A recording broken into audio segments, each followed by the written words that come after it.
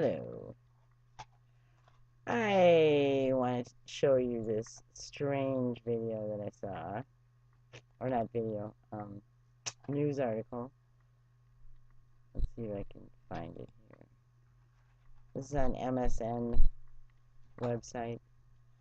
Idaho shooting suspect's hypersexual Martian manifesto is a window into an unraveling mind. This is a video that goes along with it, which these are supposed to be police lights, which when it's moving still look like, I don't know, some kind of medication pills to me. But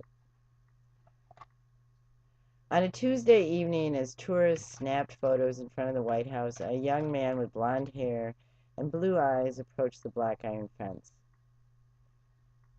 Kyle Odom wasn't there to take pictures, however. He was there to deliver a message to the president. A Secret Service agent spotted Odom tossing something over the fence and approached him.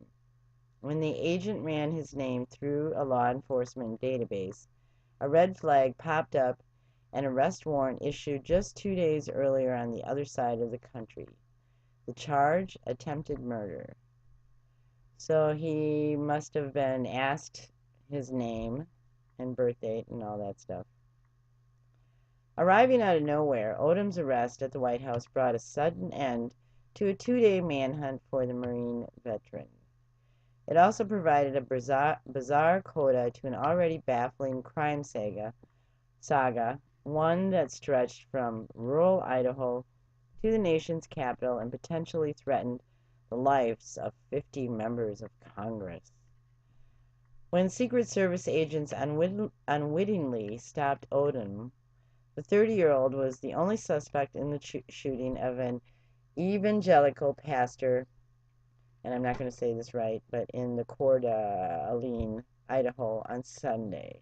According to authorities, Odom had ambushed Tim Remington in his church parking lot, shooting the popular pastor in the skull and back before vanishing. And that's horrible that happened. He's the suspect, though, not necessarily the person that did it. Remington, who survived the point-blank shooting in what one church member called a miracle, had appeared a day earlier with Senator Ted Cruz at an event put on by Cruz's presidential campaign. That led to speculation that the shooting was politically motivated. But Odom's manifesto suggests that the shooting, if he did it, now this is an if he did it, was something else entirely, the act of an unraveling mind.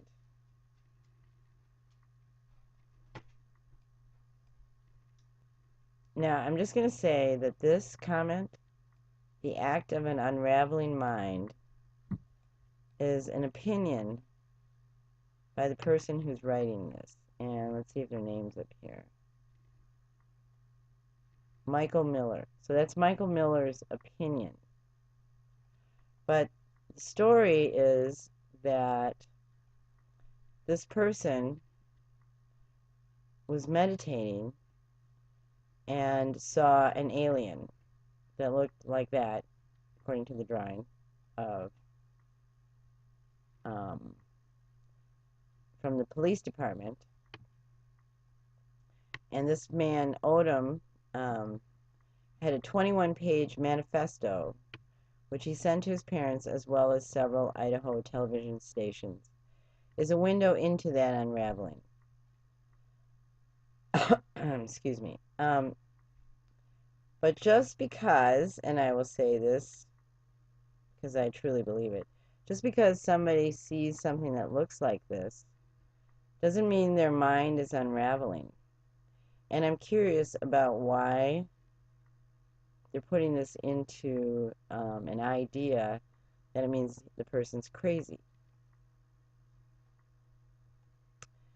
According to the police there in Idaho, he has a history of mental illness. He has to put that in there first. And then in his manifesto, he outlined his path to Sunday's shooting in clear but increasingly paranoid pose. He admitted to plotting to shoot Remington, but he also claimed the pastor was part of a vast alien conspiracy to enslave the human race. A conspiracy that Odom believed extended all the way to Congress. My last resort was to take actions to bring this to the public's attention, Odom wrote near the end of the manifesto. I hope that something good comes of it. Just realize that I'm a good person and I'm completely innocent. Also realize that the people I killed are not what you think. So then it goes into this whole thing, description of who he is, blah, blah, blah, blah, blah. And check my personal documents. As you can see, I'm pretty smart. I'm also 100% sane and 0% crazy, is what he's saying. But the documents he sent to the local media suggest just the opposite. They reveal an intense and dangerous paranoia, as well as an obsession over hypersexual, mind-controlling Martians. Now, I just want to say here that there's a lot of people that believe that there is such things, and that they are mind-controlling people. It's not actually that unusual. But now let's just say that there are mind-controlling Martians that are in the government or trying to run the population around the world, even say, and they might own the media. So if something like that were true, they're going to want you to believe that it's a dangerous paranoia. Am I right? Okay, so then this is Odom talking. Everything started while I was at the University of Idaho. Spring 2014 was my final semester, and I was taking a heavy course load. They also have to say that because that shows that he was stressed.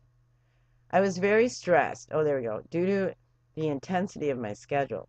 So I searched for a way to cope. I discovered meditation, which seemed to help, so it became part of my daily routine. As I learned more about meditation, I became interested in consciousness and our ability to affect it. I kept working on my meditation techniques and began achieving extreme states of consciousness. Now there's nothing unusual about that or weird about that. Many doctors suggest that. That is a good thing to be doing. And then one night in February, when Odom was meditating, he had an out-of-body experience, which is also perfectly normal for people that meditate, or even if you don't meditate. And then Odom is saying, I entered a space that was completely dark and had no awareness of my physical boundaries, orientation, he wrote. I felt very peaceful there until blue light began to approach me. As the blue light got closer, I realized that it was another being. This is all in there because it had something to do with that whole deal with the Tim Remington leading a prayer at the rally. When Odom awoke, he had tears in his eyes, he wrote.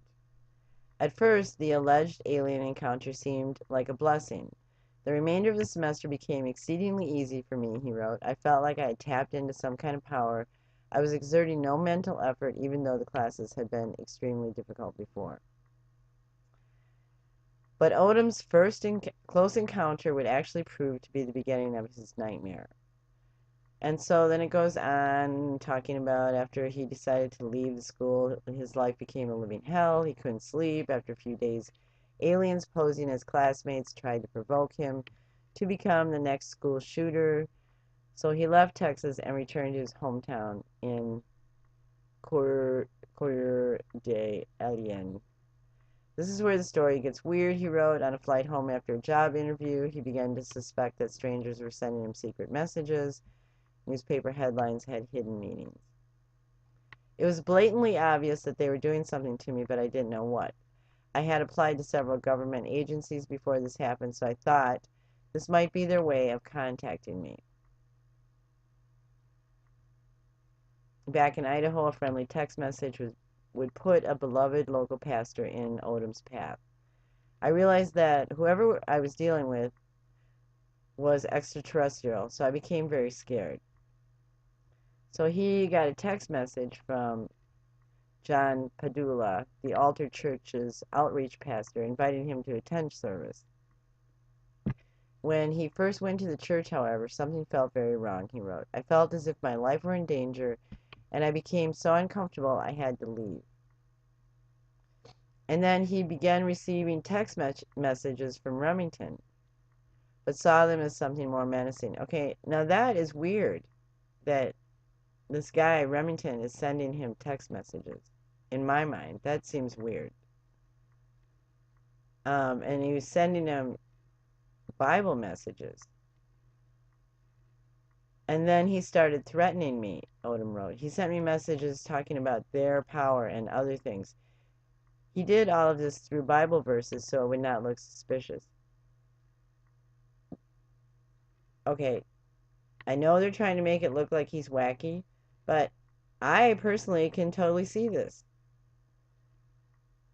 So anyway, then he began to experience strange sexual feelings. It felt like someone was manually pumping blood into my penis and heard suggestive songs in his head.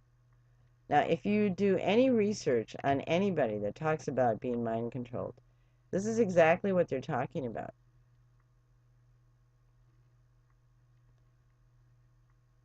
So he goes on and talks about the stuff that does sound a little wacky, but he's not the only one that experiences stuff like this. Now, this is an article that I'm going to have the link below.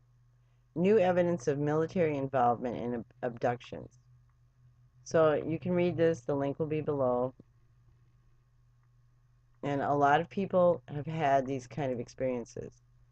Not only alien abduction experiences, they report they were kidnapped by a certain branch of human military personnel. They were drugged, taken to hospital-like rooms and underground military facilities. They saw men in white lab coats. They were examined, interrogated, and sometimes implanted with military devices. Okay, the link for this will be below.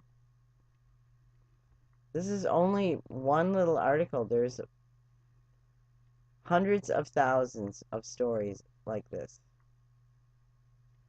Now, this is an article, and the link for this will also be below. 10 popular mind control techniques used today. We go down here. The more one researches mind control, the more one will come to the conclusion that there is a coordinated script that has been in place for a very long time with a goal to turn the human race into non-thinking automations. Down here, modern mind control is both technological and psychological.